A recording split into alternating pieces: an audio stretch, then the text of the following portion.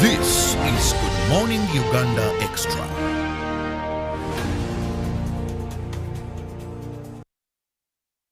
A lovely morning to you, and thank you so much for being with us here on UBC TV.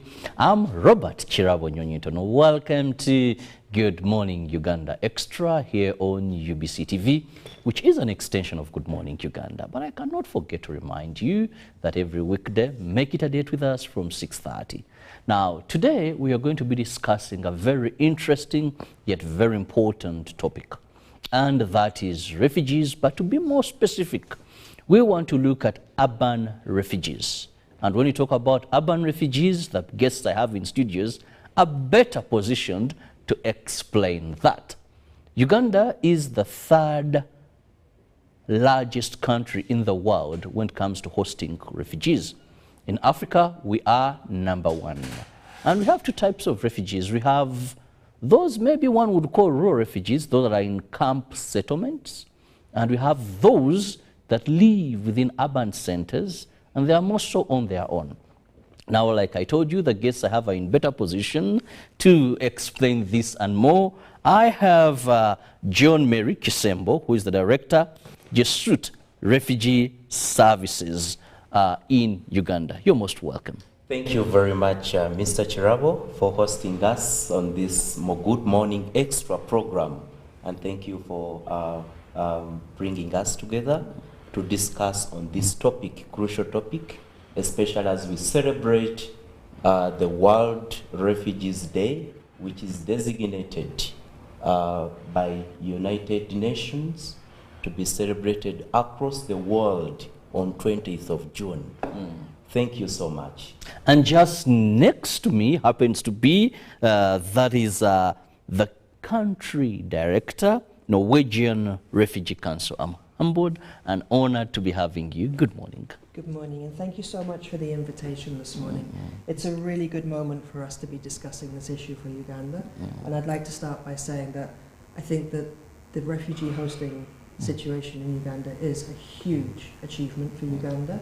And on World Refugee Day, we'd like to say thank you for all of the efforts that Uganda has put in. Indeed, Uganda, we boast of having the best, I stand to be corrected, Absolutely. but at least the best refugee policy in the entire world. Now, for the benefit of my viewer, I'll just give each one of you just a minute to help my viewer understand what do you particularly do, beginning with the Jesuit Refugee Services Uganda. Thank you very much, Mr. Chirabo. Jesuit Refugee Service is a Christian NGO or non-government organization that started operation in Uganda in 1993. But we operate in over 57 countries across the world. And this year, in November, we celebrate 30 years in Uganda operating in the humanitarian field. And we offer refugee services and reach out to most vulnerable people, host community members, with programs that align with livelihoods of refugees, but also look at mental health and psychosocial programs. We are implementing basic needs, as you hear, basic needs, food, rent, medical, and also look down to education programs. That is why we pick the reputation over years, doing construction of schools, implementing and pedagogical trainings to teachers in the West Nile, but also have our strategic position in Kampala Metropolitan, where the 3 districts are, enshrined, but also in the West Nile, looking at ourselves in Ajumani district, reaching out to Obongi district and Moyo districts. Thank you. And now a Norwegian Refugee Council. Briefly, what do you do? So thank you for the question. Norwegian Refugee Council is an international organisation. Like my colleague at JRS, we are operational in a number of countries. At the moment it's over 37, and we're working with refugees and internally displaced people, mainly who've been forced to flee from conflict. Now, in Uganda, again, we've been here for around 30 years, and initially we came as part of the response to internally displaced Ugandans in the conflict with the Lord's Resistance Army. Over the years, this has evolved, and now we're working mainly with refugees in the host communities. We have a large program in West Nile, in Arua and Adjumani and Nyumbe, and we also have programs in the southwest, in Changwali, in Naki Valley, and we have a large program in Kampala for the urban refugees. And we're focusing on a number of things. For us as well, education is absolutely crucial. And we see this as education both as school level education, so we're supporting schools which are hosting both host communities, Ugandan communities and refugees, and looking at supporting them to increase their capacity and increase their teaching and learning capacity, working with teachers and parents and those systems. We also provide a lot of vocational training for both refugees and Ugandans and business startup, to make sure that people, young people especially, are able to fulfill their potential and become self-sufficient. We're working in livelihoods projects, especially out in the settlements, and again, this is both with refugees and the Ugandan community, to increase crop yields, to help people have village saving schemes, so that they can reinvest that, and that I think is a really crucial element of our work. Where we're making sure that both the Ugandan community and the refugee community are able to step up and become more resilient and more self-sufficient. We also do a lot of work with protection of vulnerable refugees, and we do a lot of work particularly on access to legal and civil documentation. So this is things like your registration as a refugee, but also birth certificates, death certificates, marriage certificates, all the things that make you a legal person and able to actually fulfill your life. Now a quick one before we go into deep analysis of urban refugees. Help me, that is John Mary, define who is a refugee, because as hosting community, sometimes people get confused. People think this is a person in a camp, then the next day you see a Range Rover Sport, millions of money by passing, and you're told that is a refugee. So who is a refugee? Okay, definition that I would just give as refugees, these are men, women, young people who are forcefully displaced due to many factors, and they are leaving their country to go and seek refuge in another country, particularly here in Uganda. And the two parameters of thinking of refugees that are living in settlements and refugees that are living in the urban center would be self-settled refugees in centers or cities like Kampala.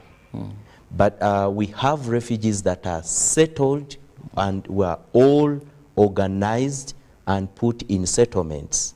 And this is now arranged by the Office of Prime Minister, together with UNHCR, to see that they are settled in settlement. But now, those who come to the urban center, they have left their country of origin directly to Kampala, but also we have a group of refugees who are leaving settlements to come and meet their living in the urban center for so many reasons. One, economic, access to services, medical, schools, to look better for better schools for the children, their fathering or parenting, and other factors that lead them to the urban center. Now, the services provided in the settlements do not apply to refugees who are living in the urban center. Could be in the settlement, they are provided a piece of land where they settle, put up a small shelter and do some agriculture. In this urban center, they are living on their own. They are finding a living on their own. They are competing with the citizens. We are renting with these people on our apartments. They are going to the same schools that everyone takes children to. They are going to the hospitals that everyone do, and they are expected to meet the demands like a citizen. Yes. Just remind our viewers, I have to guess, that is John Mary Kisembo, who is the project coordinator for Jesuit Refugee Services, Uganda. And I have also Rora Marshall, who happens to be the country director of the Norwegian Refugee Council. Now, why is it important, Rora, for us even to focus and discuss on urban refugees who one would say these are independent, they have managed to survive, some are living even better lives than the people in urban centers? Why should we focus on them? One would think, let's rather think at those in camps who are in, maybe one would think they are very vulnerable, they're not self-sustaining. Why should we focus on urban refugees? Thank you. That's an excellent question. So I think, as you've alluded to, a refugee, that can mean anything. This can be somebody who was a daily labourer in their original country. It could be a university professor. It could be a journalist like you. So when people come, they're coming with a variety of skills and a variety of needs. And what we see is that we have refugees in the settlements, and we need to support them. We have refugees in the urban areas, and we have refugees in urban areas beyond Kampala, but Kampala is the one city where they're allowed to be registered as refugees. And I mention this in particular because what we see is refugees are, as my colleague suggested, they're integrating into schools, they're integrating into your medical services, and much as they may be paying their own way, we also need to be planning for this. So I think the government of Uganda has done a really good job of planning for refugees to come into these urban areas, but it means we also need more investment both from Uganda and the international community in providing services. And I've been to lots of schools in Uganda, especially in Kampala, where you see the schools have done a brilliant job of integrating refugee children into their schools, but they need assistance, and they need assistance in building their capacity to handle more numbers. They need assistance in improving the teachers' teaching and learning pedagogy so that they understand who these refugees are. And we are very committed to making sure that this is a win-win for Uganda. Because what we want to see here is that bringing the refugees to Uganda, having them in Kampala and other urban areas, means that Ugandans as well are getting more services and better services, and that's what we see as the ultimate outcome here. Now, recently, globally, I think it was on the 20th, where we celebrated World Refugee Day. Here, it was celebrated, of course, in some part, but also Friday, I think we're going to be celebrating more about the urban refugees. What is the relevancy of these celebrations? Uganda is one unique country. We are a signatory to a number of international obligations, international treaties and all that, but we also do a number of celebrations. Today is World Sickle Cell Day. We are at the Ministry of Health. Yesterday was another day, another day. So how relevant is this day to the refugees, and if at all, to us Ugandans and host communities? Yes. As you have alluded, this day, the 20th of June, is a designated day to celebrate International Refugees Day across the world. But also, it is a time and provides a platform to exchange, but to share the challenges refugees face across the world, but also look into celebrating the strength, the courage these women and men have gone through. And it's a day set aside to shed light on the plight of refugees and also look for a way to mobilize resources to continue supporting refugees. The nationwide, Uganda, we celebrated the National Refugees Day on 20th of June, and the whole organization was done in Lamo district, Parabek. But for urban refugee humanitarian partners, led by the Office of Prime Minister, we are celebrating this day tomorrow on 23rd, Friday, where we shall start from Kabusu as we walk to the old Kampala playground, where the epic of all this day will be. Where we are inviting all viewers, partners, development partners, media journalists like you to come and join us. It is through this interface that we'll have to exchange these successes, to exchange the strength, to celebrate the lives, but also look for a strategic way to handle and manage together to serve our brothers and sisters. Yes. Now, Laura, this also brings me to something very important. When you talk about urban refugees, how big, I hope this is not offensive, how big is the problem? Allow me to call it a problem. How big is the problem that we need to focus so much on it? So, I mean, I would not say it's necessarily a problem. I think when we come back to, let me just pick up on the first question that you asked my colleague, Yes. because I think we should put this in the context of what's happening in the world right now. So right now, we have 110 million refugees and displaced people in the world. That is the highest number of refugees on record. So we are at a really, really critical moment, and it's important that we understand that this is not business as usual anymore. This is not just the same thing again and again. So we have a global crisis that we need to deal with. Uganda's policies and Uganda's focus has been instrumental in showing the way what is possible when you have progressive policies that allow refugees to work and to integrate and to be self-sustaining if they can be self-sustaining. Okay? When we look at the refugees that we have in Kampala, we think we have about 140,000 registered refugees in Kampala. And that is everybody from people who are selling things on the side of the road to people who are running their own businesses and employing Ugandans. And so there's a very big range of vulnerability in there. And that's something we need to understand. As organizations, our job is to really help people become self-sufficient in their environment. I would like to mention as well that whilst Kampala is the city where you can be a registered refugee, we know for a fact that in many cities we also have refugee populations, but they're not registered. And I'm thinking particularly of places like Arua and Adjumani, and places like that. The fact that those refugees are not registered does create a problem. And the problem that it creates is it means that it's difficult to plan for those people to be there. It's difficult to provide services.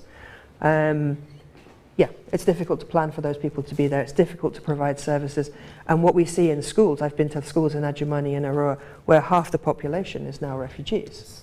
And what we need to be doing as a community is going in and making sure that those schools are supported, to make sure that they are giving services to Ugandans, improved services to Ugandans, and services to refugees as well. And I would really like to thank the Ministry of Education as well as OPM for the tremendous job that they do on that. Very interesting revelation. Half of the population in schools in this district you've mentioned being refugees. Now this also poses something which is, let's understand the people we are discussing, what are the challenges that they are facing? Because to an ordinary citizen of Uganda, when you talk about urban refugees, they'll see them as foreigners who are in Uganda, and on average, those that are well-to-do may not be the majority. Fine, but when they see some of these that are doing well, when they see he's renting this house, the next house is being rented by an urban refugee, he's cooking meat, she's cooking chicken, we go to the same schools, buy from the same shops, one may not see them as, even these will have challenges. Some get good remittances from their relatives outside Uganda, and maybe they seem to live better lives. So what are some of the challenges, if any? Yes, John Mary. Thank you so much, Mr. Chirabo. Discussing about challenges our brothers and sisters are going through scales rightly from the nature of how they even came to be here in Uganda. By definition, the word refugee already poses something that a person is vulnerable, by definition. So they are in another world, another territory, on their own, here in Kampala. The same challenges that the citizens are going through, to them it is plus plus. We are talking of people who are coming for food on a daily basis. They don't have a living.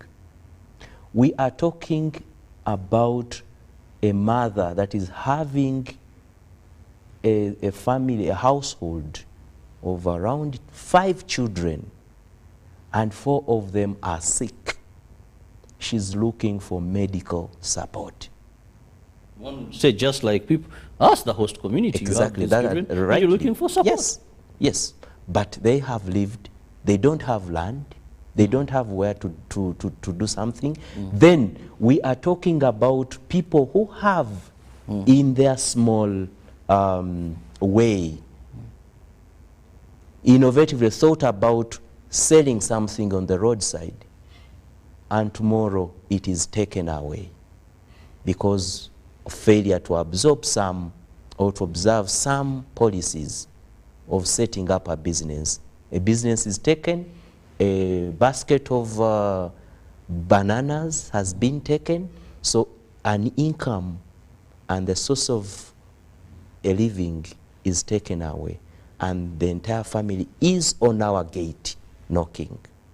We are talking about people who are going to schools and they want to negotiate school fees, but they don't know how to say and how to present their interest because of language barrier.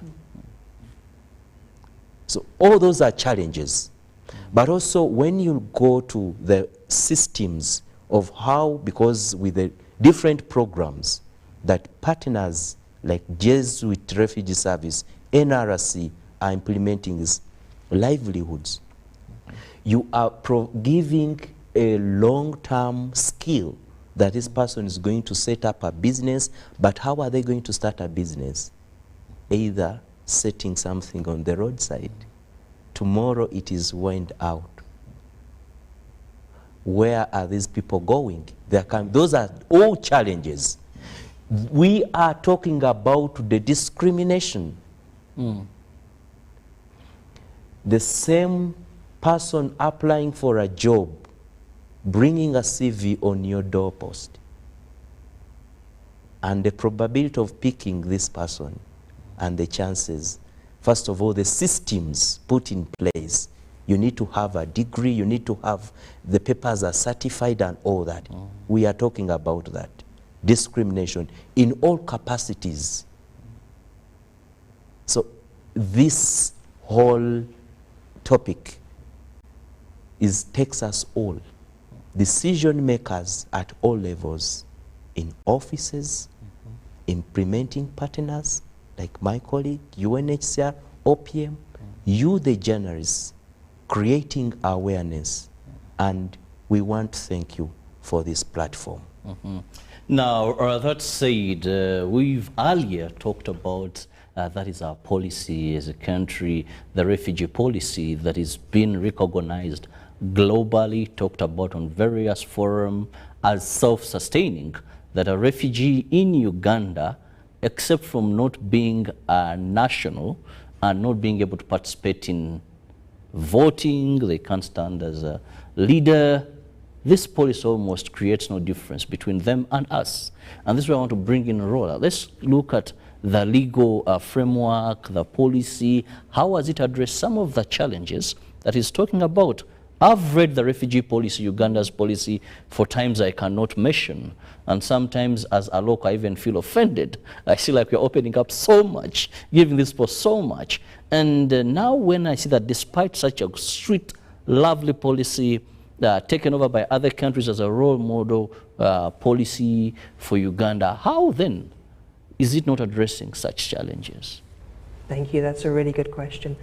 So I think that we can all appreciate that the refugee policy, like other policies, is only as good as its implementation. And I think my colleague from JRS has alluded to this. So we can say on paper that it is permissible for a refugee to work. No problem. So if you are a teacher from DRC and you trained in DRC and you have your university degree from DRC and you go to try and get a job here, there will be a question, well, is this worth the same as a degree from Uganda? Is this training worth the same as a degree from Uganda? And if you are competing for the position, it's much easier to hire somebody from Uganda. So there's small discriminations that we need to work on like that, which will open up many more avenues for refugees to be more self-sufficient. So things like that, the legal framework needs to actually be implemented. The other thing I wanted to say about that is that refugees, as would be true for any of us if we were placed in their position, need some help to start. And it's okay, you know, even for a Ugandan, if you say, oh, you're allowed to open a business, how many Ugandans could open a business with no capital? So it's really important that the policy is also met by resources and support for equivalencies. So some of the projects that I've seen that have been really, really instrumental have been around making sure that when we're working with communities, we're looking at who's in need in the community, both from the Ugandan side and also the refugee side, and giving them inputs that allow them to step up to the next level of sufficiency. Make them universal interventions. They have to be universal interventions based on vulnerability, because there are vulnerable people in the Ugandan community as well. And if we're not treating the Ugandan vulnerable as the same as the refugee vulnerable, then we're creating a conflict, a potential conflict, and that's really crucial. As my colleague said, refugees really do have an extra set of barriers. They have an extra set of barriers around understanding the bureaucratic processes. How do you get certificates? How do you start a business? How do you get a TIN number? You know, any of those things, they won't necessarily know that. Maybe this is not their first language. So, you know, all of these barriers contribute, and not to forget that refugees in Uganda are fleeing violence. Many of them have witnessed terrible, terrible violence, and the trauma that they carry with them is something that they live with every day, and it changes how you interact with the world around you. And so all of our programming and all of the way that we work has to take into account these factors. Well, you wanted to supplement? Very okay. To also add on my colleague, with the comprehensive refugee response framework, which was launched in March 2017. This is what you were talking about. Provides parameters and creates a platform where different stakeholders come on board to discuss and agree on how refugee matters are handled. And under this framework creates a better way of not only just focusing on humanitarian elements, but look into the development plan of how refugees are going to be included in the system to be able to live in a better life. Because this is created and chaired by the Office of Prime Minister, but also on that co-chaired by the Ministry of Labour and Gender, with other partners, including UNHCR, to see that all the concerns about refugees, the matters, the projects, the long-term projects that will bring out the impact amongst refugees are sought and implemented. Yes. Well, one thing as we discuss refugees, as we discuss urban refugees to be more specific, is anyone can be a potential refugee.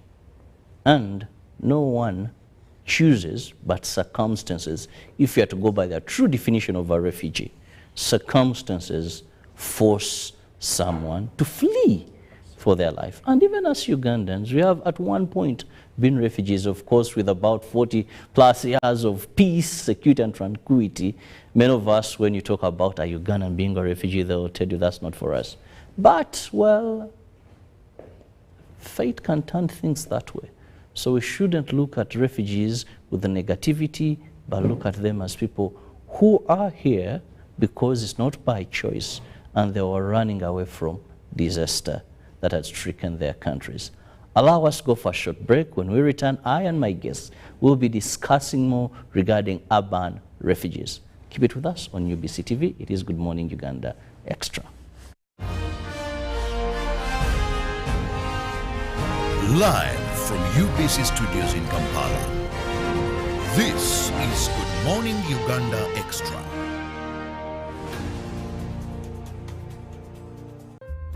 The head of Public Service and Secretary to Cabinet invites all ministries, departments and agencies to participate in the celebration of the Africa Public Service Day to be held on 23rd June 2023 at Kololo Ceremonial Grounds.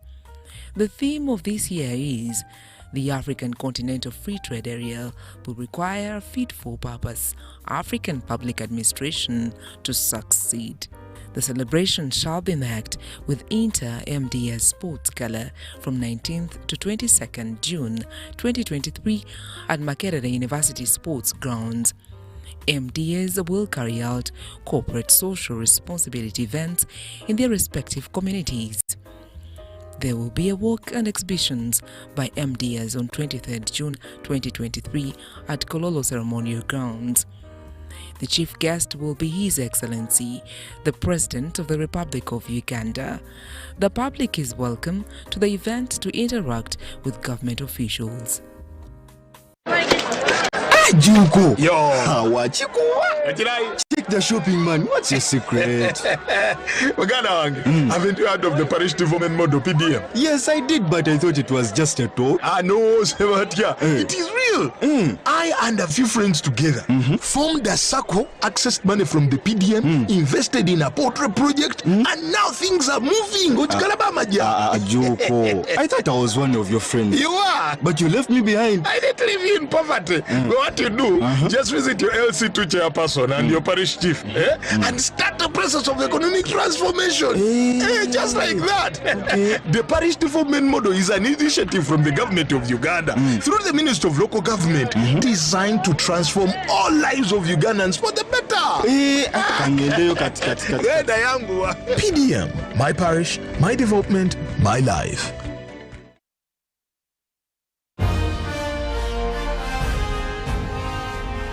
Live from UBC Studios in Kampala. This is Good Morning Uganda Extra.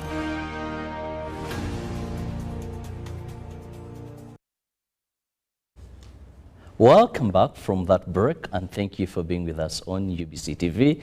Good Morning Uganda Extra. In case you just joined, we are looking at urban refugees, knowing that we have about two types of refugees, those in settlements and those in urban centers. Now, with me on set, just a quick reminder, I have John Mary Kisembo, who happens to be the project director, Jesuit Refugee Services, Uganda.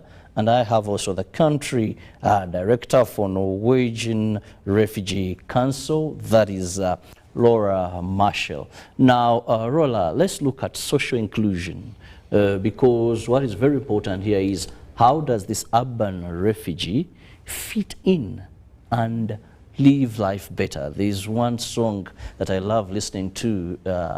It was done by a group of artists, and one of the verses, make a world a better place.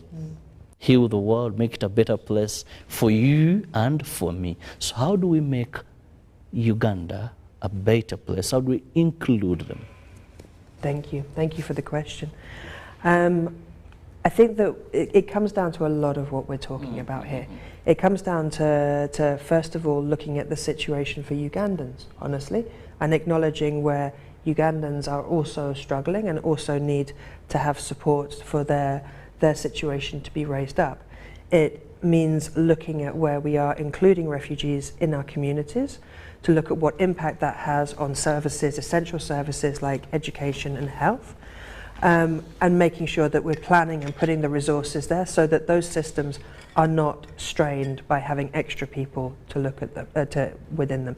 But it's also really important to have a big conversation here about what do refugees coming into our communities mean and what are the positives around this. And we are very, very fortunate as NRC to have a partnership now with a fantastic basketball team, the Nyamagongo Blazers.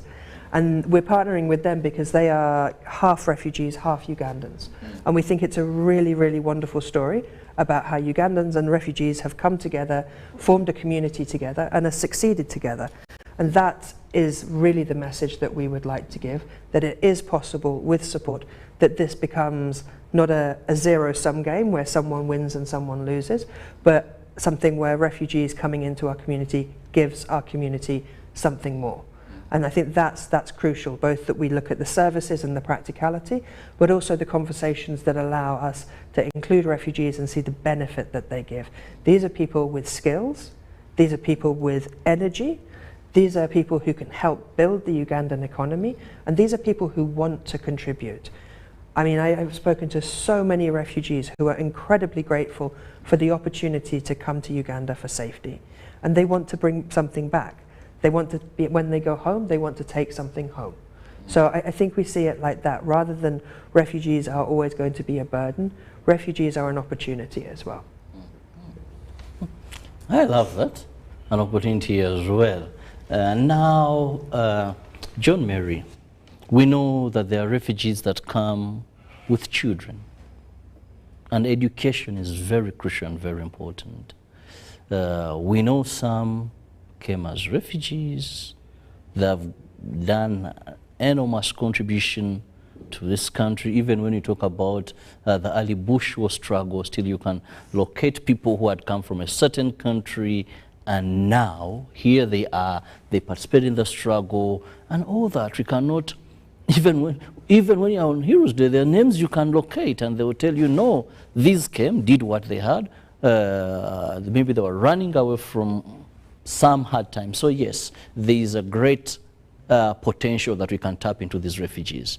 But then how are we handling the aspect of education for these refugees? They have not been studying here, Bush, they're here, they're in urban centers, they have language barriers, understanding the geographical area and all that. Yes, if there is anything to be provided to anybody, anybody, like children, a person, is education. Education is gold, because we know through education there are many dreams, aspirances of people being achieved. That is the best way to ensure that refugees are also included in the system. And when we talk about inclusion, before we even dive into education, is to see a deliberate improvement of systems of participation. Starting from the enrollment of students or pupils in school, making it flexible for refugees to access. Because you and I know most schools where refugees go, they are looking for education, quality education, but what is asked becomes a total barrier for them to access education, okay? But together with the government, my colleague already thanked the Minister of Education, see how to improve systems in schools, increase access to services, related to classrooms, desks, putting ramps on blocks, because we have another group, category of children who cannot access to some schools that we see because of some of these services, a ramp. So these are things that we want to see fairly, creating an environment where everyone is able to participate, especially refugees who are disadvantaged because they are far away from their home, and the game, the conditions for the game may not be favoring them, but they want good education. At school is food provided. I see this is very, very important, with the Minister of Education, the First Lady, implemented, and see that every school is able to provide food. Because we know some of these children that are dropping out of school, either they are hungry. For the girls, they cannot access the hygiene materials. What are we doing? Fairness of participation is very important. Yes. Well, I can see time, and this brings me now to seeing what interventions have you made. I love the word development partners. How have you come in to address some of these challenges? Because, not to sound rude, but this is a fact, that as host communities, we may not be directly the cause of these refugee crises. You know? If there is war and people are running from war, maybe there are two generals who have failed to agree somewhere, it may not be entirely our problem as Uganda. But you're offering a hand. Now, when you talk about these challenges that the refugees are facing, then it calls in the responsibility of other people to come and help us perform this noble cause. So as the Norwegian Refugee Council, what have you done to address these challenges? I'm going to continue to talk about education, because something that has always really struck me working with refugees is that when people have met their most basic needs, when people have water to drink and food, after that the first thing they ask for is education for their children, in every situation I've ever worked in. So we're running a number of interventions across Uganda, with the assistance of the Royal Norwegian Embassy, with the assistance of ECHO, which is the EU's humanitarian arm, and we're focusing with the Royal Norwegian Embassy on schools where there have been high numbers of refugees that have transitioned into their schools. And what we're looking at there is not just refugees, because it's not just refugee children who are out of school.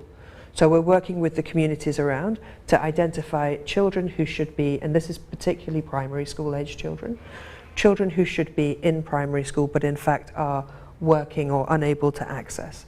And then what we're doing is we're working with the schools and the systems that they already have, things like the school management committee, the head teachers, and we're asking them to prioritize what they need in order to be able to integrate more children, both from the Ugandan community but also from the refugee community. And we're working with them to physically increase the capacity of the school, both with classrooms and latrines and these things, but also looking at the softer side of things. So providing additional training to teachers, and especially now we're rolling out something we call the Better Learning Program. And this is a global program that we're working on, which looks at giving parents and teachers the skills to understand how children might be suffering from trauma and what the effect of that will be. Because a lot of times we're asking teachers to understand that children, you know, to cope with huge classrooms, but there are children who are really suffering in those classrooms. And so we're giving them skills to work with the whole group of children to make the whole situation better, but we'll keep traumatized children in the classroom. So things like that. The other key intervention we have is our accelerated learning program. So this is for children, Ugandan children and refugee community children who have been out of education, and it's to accelerate them up to a level where they should be at an appropriate age to to enter the school system. If you're 9 years old, you don't really want to be in grade 1. And it's very, very difficult. So it's providing an accelerated education to get them up to an appropriate grade level to get them into school. And then I think the school management committees we've been working with are incredible. They have been setting up school feeding programs where all of the parents are contributing food or they're contributing small amounts of money. And in schools where we see the school feeding program being rolled out, we see huge increase in retention. We see children able to learn because they're not coming to school hungry every day. And that is absolutely critical. But when we talk about education, something I'm very passionate about is not forgetting that education does not stop at 12 years old, at 16 years old. And if you think, it's really critical that we harness the energy of our youth and we give them opportunities to learn and we give them opportunities to step forwards and be able to take their place in our society. If you think about the opportunities that you received for education, for work, for experience at 17, 18 years old, and then imagine what your life would be if every door was shut against you. We have to be able to work with youth, both Ugandan and refugee youth, to make sure that they are not shut out and we do not lose a generation now, because that generation will be critical to our future. Mm-hmm. Wow, lovely interventions. I love the fact of ensuring that expedite to see these children. Psychological torture. I'm not going to be 9 years and you tell me to be in pre-primary or something like that, and it means so much. But also, just what are your interventions, briefly? So our interventions are scaled in education. To start with, Jesuit Refugee Service, we participate by contributing to schools. And if I could come in with West Nile, where we do construction of schools and to ensure that there is increase of this access, the service, and to have all refugees and vulnerable host community for peace coexistence element to ensure that there is a better service given into schools, but also work towards furnishing these schools with furniture. We install libraries, also books that we have in terms of donations that we do gate. We have programs that scale from the community-based approach, identifying most vulnerable pupils, students at all levels. And we provide scholarships. We link them to schools, existing schools, especially here in Kampala Metropolitan. And we are working with schools, both primary, secondary, and tertiary institutions. We are supporting students to ensure that they achieve their dreams. And that is the intervention related with education. Again, as we identified the barrier, language barrier, we have rolled out programs in English instructing to ensure that they are learning English. As we earlier mentioned, some of these refugees are professors, were professors. And because they are moving into country where English is the language that's spoken, maybe they use French or Swahili. So rightly, they may be termed or assessed to be vulnerable, and they can't access service because of the language, but well-learned people. So we roll out that program, English language, to ensure that they adopt. They are living among the community. They need to communicate when they go to market. They need to bargain in a language that is known to all parties. So those are programs we are implementing in education. We have programs related to livelihoods, because those provide for long-term impact. And while we are looking at hairdressing, catering service, IT skills, art and craft, those are vocation skills that bring out the purpose why refugees live their own lives doing because every day coming to the gate to ask for rent, to ask for food handouts is not a sustainable way. Definitely. That is even enshrined in the comprehensive refugee response framework, long-term development activities that will ensure self-sustainability, because we rely on grants, we rely on donations. After COVID, we all wake up. We woke up and saw what happened, and grants are going down every day, every day. So looking into that long-term impact programs that are going to stay, a person have a long-term skill, be able to make a kitenge, do something, go to the market, because we have programs that will link refugees or people who come for these programs to the market by buying and paying for stalls, market stalls in the Uganda Road, for market to be able to market their products. And we are doing that. We have other programs related to mental health and psychosocial. We all know after COVID what happened. Definitely, a lot of such challenges. So there's up. a lot of need. Actually, these days I read and I follow what is happening in the country with insecurity and people, maybe it is mental health and psychosocial element that we need to be taken. There is a lot of need for mental health service, counseling, follow up in schools. We are rolling out these programs, and we have started from the grassroots, the students, pupils themselves, but also the teachers. They need to know, because they are first counselors. Well, thank you so much. I must say great work that both organizations are doing. But let me just have, in a minute, your parting shot, Laura.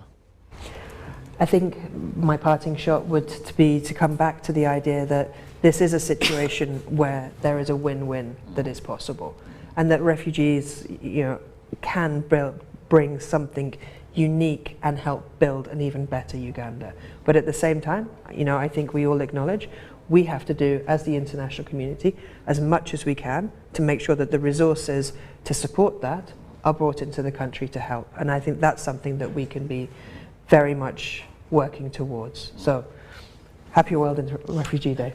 Well, your parting shot, please, a minute or less. Okay, thank you, Mr. Chirabo, for hosting us to this program to create awareness about refugees, what happened, the world of refugees, the challenges they are going through, the strengths, and also guided by the theme of 2023, hope away from home, to ensure that the world where refugees are included is the only way to go.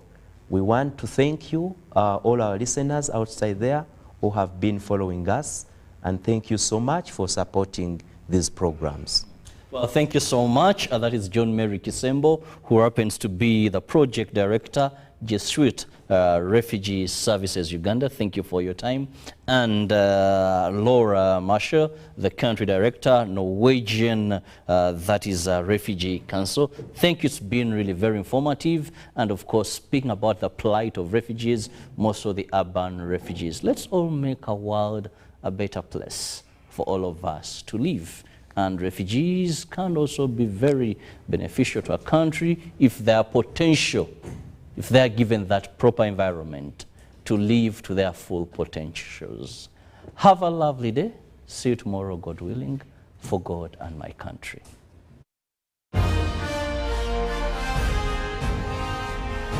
Live from UBC Studios in Kampala, this is Good Morning Uganda Extra. Attention coffee farmers, traders and processors. Uganda Coffee Development Authority has important advice for a successful harvest season. Pick only red farm cherries to achieve good weight and high quality coffee. For natural processing, dry coffee on tarpaulin, concrete or clothing to avoid mold growth. Avoid heaping coffee on the floor. Store coffee in jute bags and in ventilated rooms on wooden pellets. For more information on good harvest practices, visit